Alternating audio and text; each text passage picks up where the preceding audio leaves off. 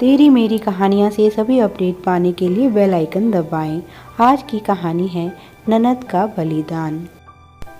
यह क्या भाभी, तुमने अभी तक खाना नहीं खाया? ऐसा कब तक चलेगा? ऐसे तो तुम मेरे भतीजे को भूखा ही मार दोगी। सुहानी अपनी भाभी रवीना से बोली। रवीना तो जैसे अपने ही ख्यालों में कहीं गुम थी। वह तो जैसे इस कमरे में होकर भी नहीं थी। खिड़की के पास खड़ी वह खुले आसमान को निहारे जा रही थी। उसकी आंखों में बस उदासी और घोर निराशा थी। सुहानी आगे बढ़ी और प्यार से अपनी भाभी के सर पर हाथ फेरा तो रवीना उससे लिपटकर जोर जोर से रोने लगी।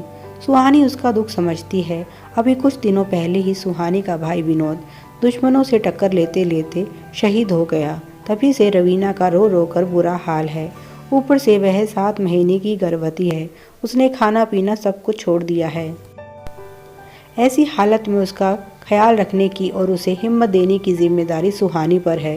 सुहानी उम्र में रवीना से छोटी ज़रूर है, पर दोनों का रिश्ता ननद भाभी का ना होकर सहेलियों जैसा है। जब उसे पता चला था कि रवीना माँ बनने वाली है तो वह कितनी खुश हुई थी।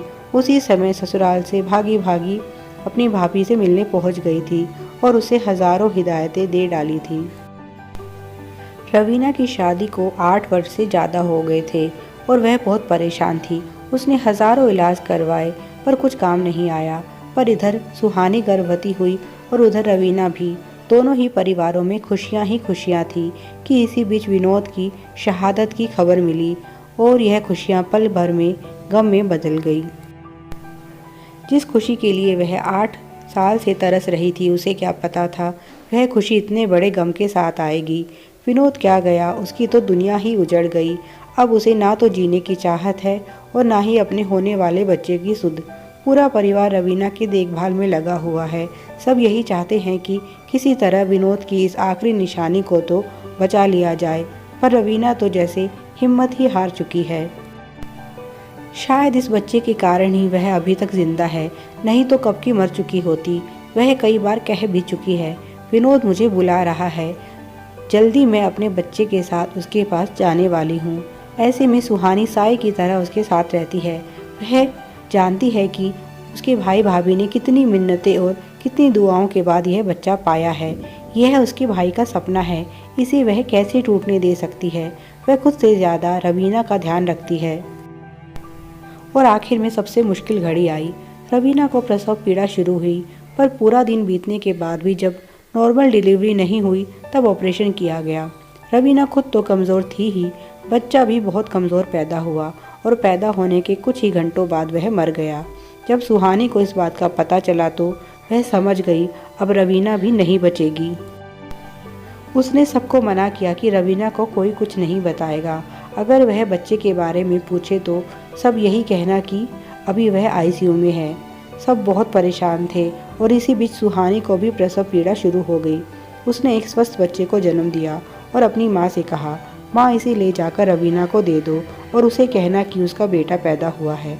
उसकी माँ बोली, बेटी तू यह कैसी बहकी बहकी बातें कर रही है, हम तेरे ससुराल वालों को क्या जवाब देंगे। तभी कमरे में सुहानी के पति संजय का प्रवेश होता है। वह कहता है, माँ जी इस बात की चिंता आपको करने की ज़रूरत नहीं है। उन्हें क्या जवाब देना है यह मेरी जिम्मेदारी है।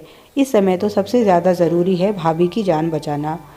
अब जाइए और यह बच्चा ले जाइए, उन्हें दे दीजिए। सुहानी की माँ बोली, पर दामाद जी। उन्होंने अपनी सास को चुप रहने का इशारा किया और कहा, यह बात कभी किसी को पता नहीं चलनी चाहिए।